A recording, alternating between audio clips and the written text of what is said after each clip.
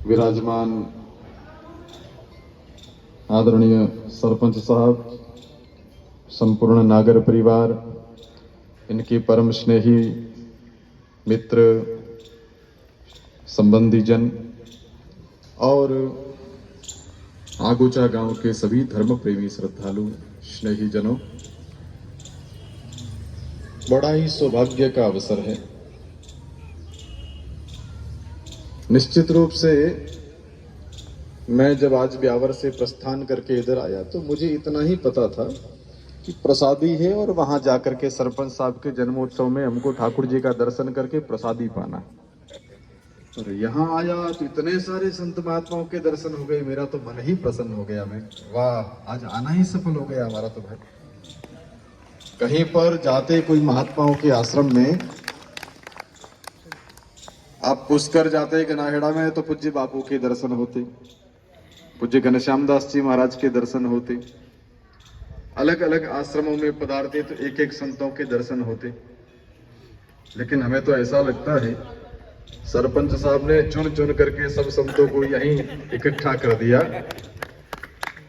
तो ये निश्चित ही मुझे ऐसा लगता है कि गांव वालों ने सरपंच साहब को चुन करके अच्छा ही किया कि इन्होंने चुन करके संतों को यहाँ बिठा दिया।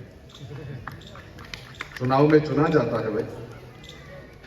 तो सरपंच साहब का बहुत बहुत आभार।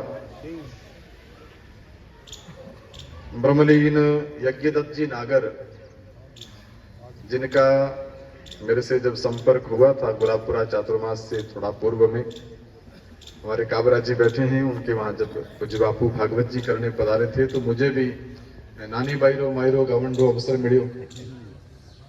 तो उस दरमियान मुझे नागर जी से मिलना हुआ। उनकी दिव्य जीवन शैली, पारमार्थिक भावना और संतों के प्रति एक अगाध गहरी श्रद्धा, ये सब देख करके मुझे मन में एक विशेष भाव का अनुभव हुआ कि वाह, साधु संतों में तो ये श्रेष्ठ भावनाएं प्रायः देखने को मिलती हैं, लेकिन किसी सदगृहस्थ में इतनी उच्च कोटि की भावना देखने को मिल जाए, ये तो गृहस्थ में संत स्वरूप है। और वैसा ही हमारा आदरणीय माता जी का स्वभाव है, निश्चित रूप से अन्नपूर्णा माँ के जैसा स्वभाव।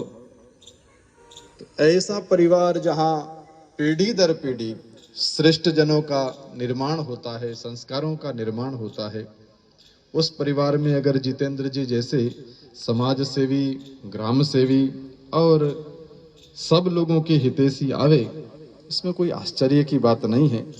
पर हाँ, ये जिन जिन को अपने के रूप में मिल जाए उनका सौभाग्य है।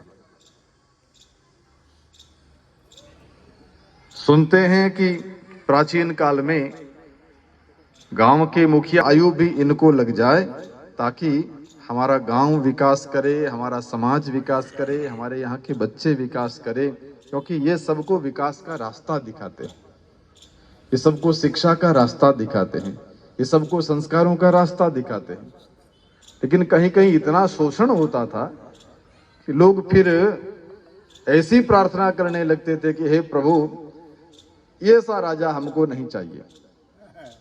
बीच के समय में कुछ ऐसा हुआ, मुगल काल जब आया तो पूरा देश ही उस आतंक से बड़ा प्रताड़ित हुआ।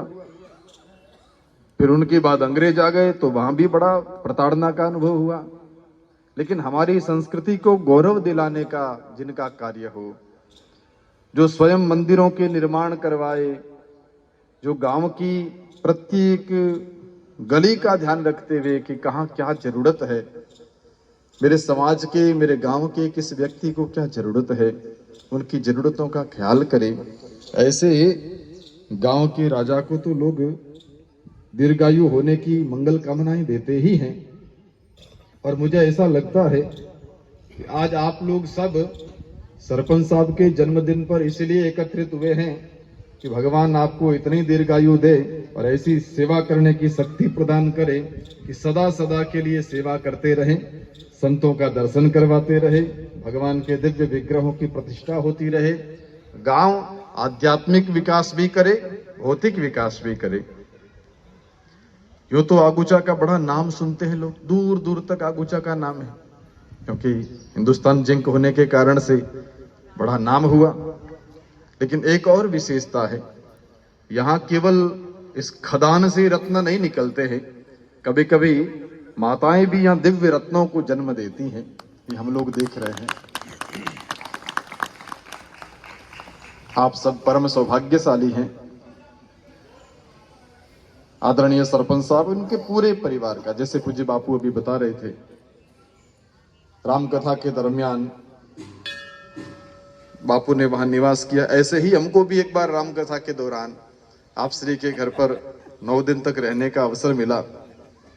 जब गुलाबपुरा आपके आवास के पास में महाकाल मंदिर में रामकथा का आयोजन हुआ था, तो उसमें मुझे भी वहीं आवास करने का सौभाग्य मिला।